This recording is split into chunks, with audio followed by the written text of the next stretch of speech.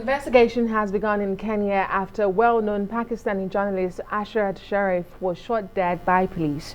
Police say he was fatally wounded while he was a passenger in a moving vehicle after it failed to stop.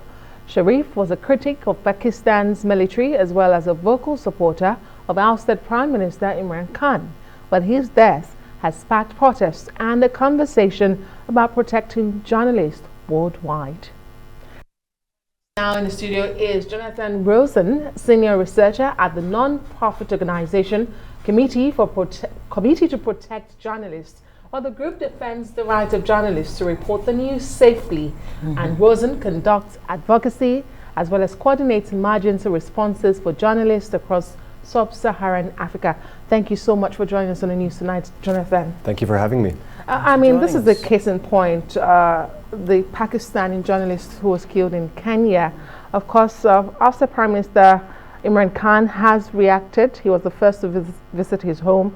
He said he paid the ultimate price for doing his job. What are your thoughts? I mean, when you heard that story, what comes to mind? How did it cross your plate? Well, the killing of Ashraf Sharif is first and foremost a tragedy, but it's a tragedy that we don't know much about at this stage. Earlier today, the Committee to Protect Journalists issued a statement calling for a transparent and thorough investigation into the killing, which did take place with the involvement of a Kenyan police officer. He was shot by a Kenyan police officer. This is something that the Kenyan police have acknowledged, and really we just want more facts at this point. Does this killing, not too long ago, I mean, you had the Shireen Abu situation, the Al Jazeera, journalist who was killed in the line of duty. Does it underscore the risks that journalists have to, face all over the world, whether you're talking about Africa or wherever? I mean, over 2,000 journalists killed since 1992. You want to speak to that? Yeah, the threats against journalists are mounting. The data points you cite are alarming. Already this year, there are over 30 journalists killed around the world. We're investigating another 22 cases. There's overwhelming impunity when journalists are killed. This is something that we track as well. But in addition to killings, there's also the imprisonment of journalists. Last year, the Committee to Protect Journalists conducted a prison census, a census of all of the journalists in jail around the world in connection with their work. This is something we do every year, actually, on December 1st. And last year was the highest number ever, with 293. And given that data that you have, would it be safe to say it is becoming increasingly difficult and dangerous to be a journalist and do your job safely? Absolutely.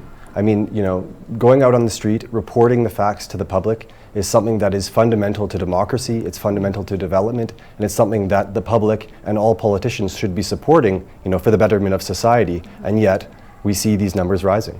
Let's, narrow it down back again to this Ashraf Sharif killing.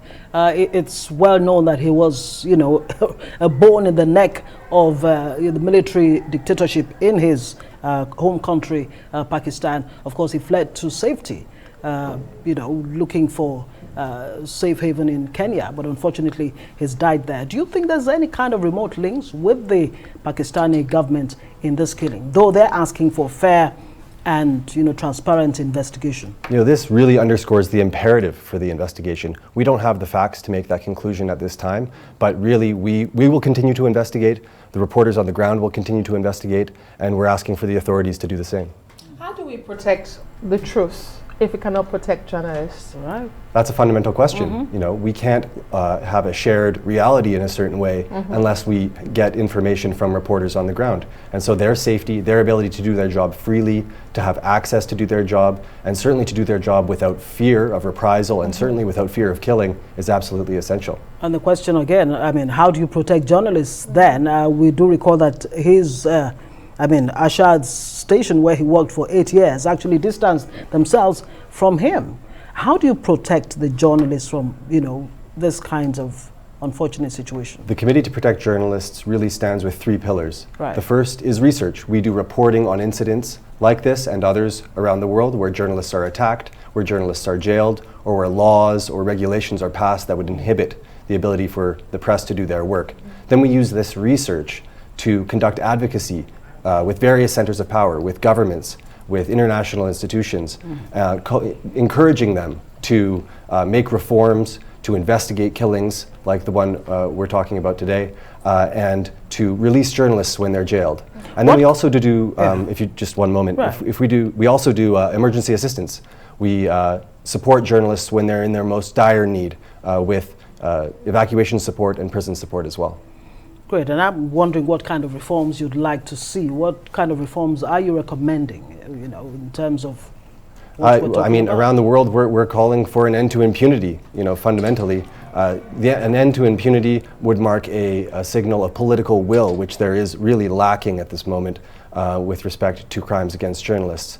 If politicians are serious about press freedom, they should be backing up their words, backing up their public commitments with action as well. Whether it's Jamal Khashoggi or the Al Jazeera reporter or Ashrad that we're seeing, your advocacy group monitors all of this globally. But I want to ask you, because you also seem to focus a lot on sub-Saharan Africa, are there stark differences when it comes to journalists doing their job and doing it safely? Have you seen any difference, any major difference? Well, in a lot of ways, the challenges that journalists face in Africa reflect those around the world. There's conflict in Ukraine where journalists are being killed and face serious dangers, but there are also journalists being denied access and the ability to work safely in Ethiopia, where there's also conflict. We see impunity across the board in countries around the world, from Russia to Bangladesh, from Somalia to South Sudan. Really, these are global challenges, and they require global solutions. Let's even bring it down to our own country, in Nigeria, where we are. The elections are right around the corner, and there seems to be this uptick in violence to the extent that the U.S. Embassy has given a security alert to, you know, our own citizens to, you know, be more alert, more or less. Now, for the Nigerian journalists, it becomes a very serious concern, doesn't it? For a Nigerian journalist, what would be your advice both to the government, to the journalist himself? For authorities right now, and for candidates, really, something that's really important is to underscore a norm that journalists have the right to report on the election, and to have the right to report generally, and to make that commitment publicly. So it sets the tone for the election that the safety of journalists is absolutely a paramount concern and really a priority, as it should be for all candidates. For Nigerian journalists, really, they're out there doing their job. They have our support, they have solidarity from us, they have the solidarity of the global media fraternity, of course, but they should also you know, have, and they deserve the support of the authorities and the public at large. We've established a connection between the work we do as journalists and the importance of democracy, or the importance to democracy. What is your biggest fear when it comes to journalists doing their jobs? Again, I emphasize the word safely in sub-Saharan Africa. Really, what we need is political will from authorities. Too often, it's the authorities, security forces, that are the ones that are interfering with journalists' work, that are attacking journalists, that are committing acts of violence against reporters while they're on the job. Really, we need political will from the highest levels of government, from the highest levels of the security services, to hold those that perpetrate those attacks to account and ensure that they fundamentally stop. In your work so far, how much of justice really have you seen for journalists who maybe are killed or even injured? Too little. You know, every year we have an impunity index which tracks impunity for the killing of journalists, and really those numbers are not changing fast enough. Over 80% of reporters that are killed, there's complete impunity. And I just wanted to ask, what sort of interaction do you have with the government, the security agencies that perpetrate this crime against journalists? Really, we're engaging with them through all of our reporting.